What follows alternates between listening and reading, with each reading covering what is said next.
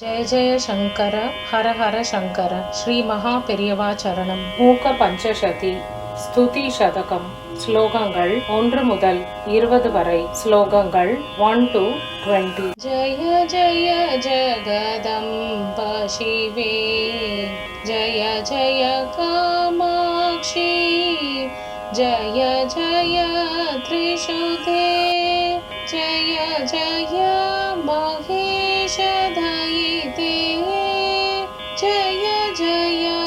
चेत् गगन कौमुदीतारे पाण्डित्यं परमेश्वरी स्तुतिविधौ नैवाश्रयन्ते गिराम् वैरिञ्चान्यपि कुम्फनानि विगलत्कर्वाणि शर्वाणि ते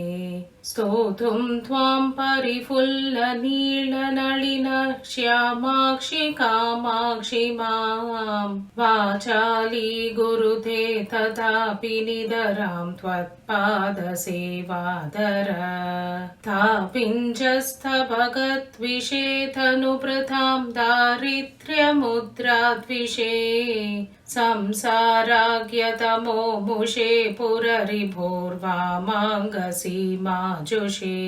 कम्पाधीरमुभेयुषे कवयतां जिह्वाकुटीं जग्मुषे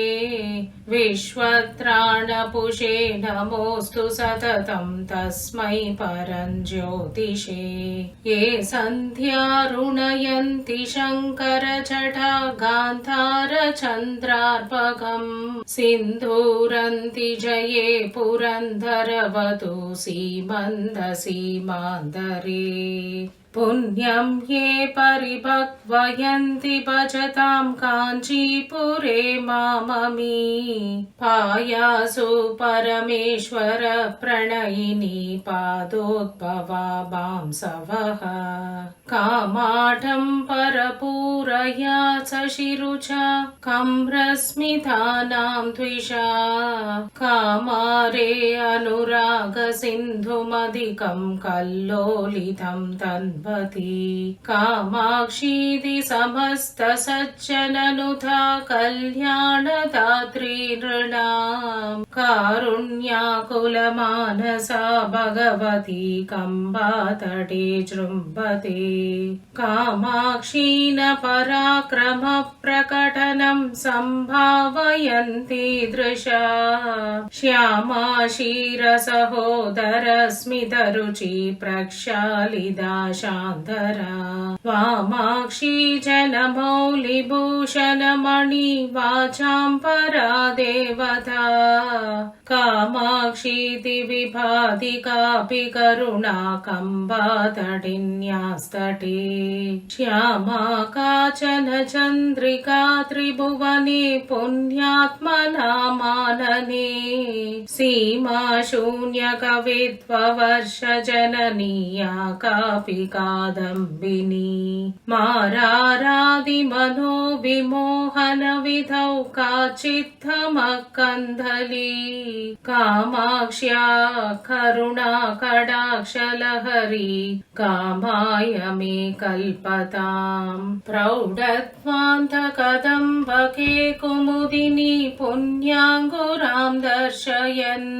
ज्योत्स्ना सङ्घमनोऽपि कोकमिथुनं मिश्रं समुद्भावयन् कालिन्दीलहरी दशां प्रकटयन् कम्रां नमस्यद्भुतां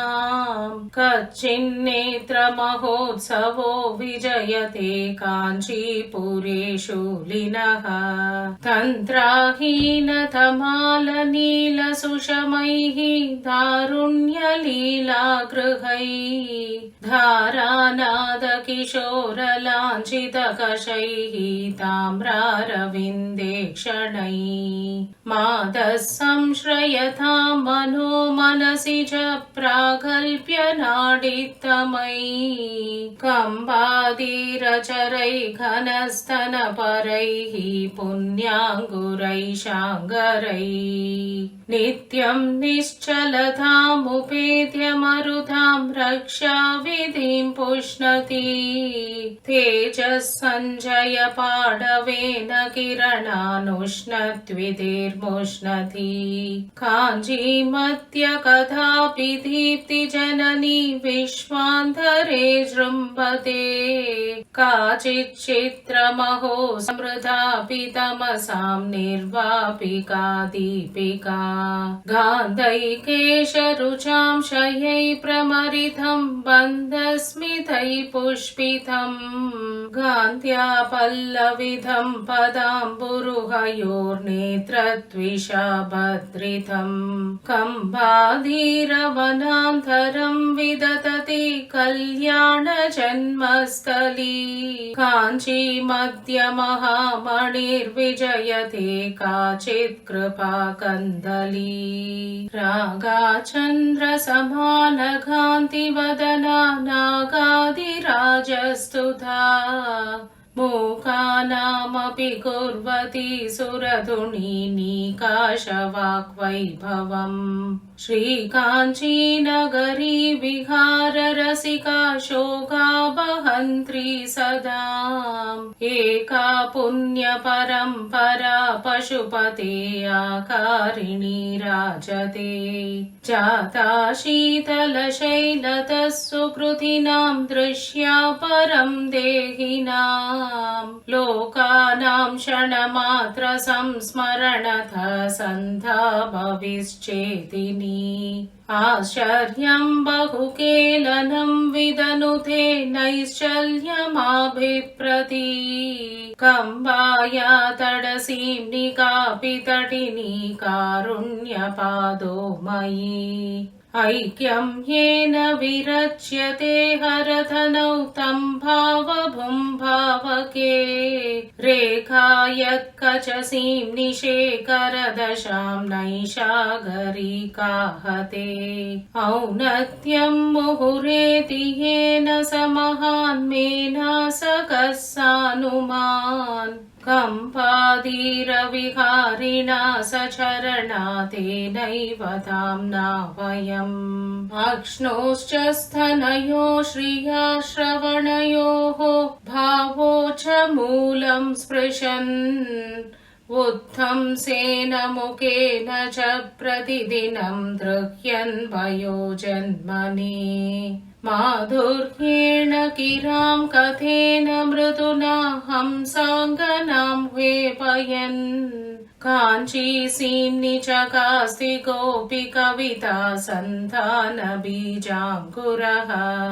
खण्डं चान्द्रमसं पदं समनिशं काञ्चीपुरे केलनम् कालाय शवितस्करीं तनुरुचिं कर्णी च विलोचनी तारुण्योष्मनगं वचं स्तनभरं जङ्घास्पृशं कुन्दलम् भाग्यं ते शिखसञ्जितं मम कथा सम्पादयेतम्बिके तन्मानं निजकेळिसौधसरणीं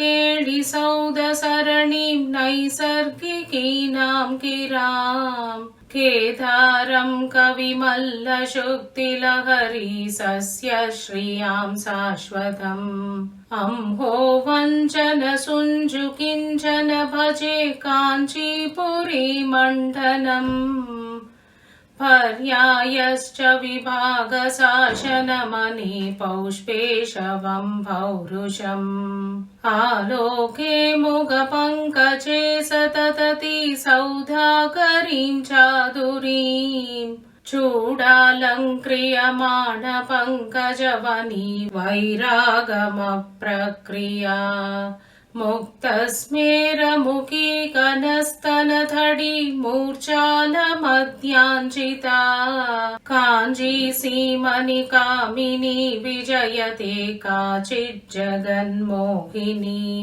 यस्मिन्नम्बभवत्कटाक्षरजनी मध्येऽपि मन्दस्मिता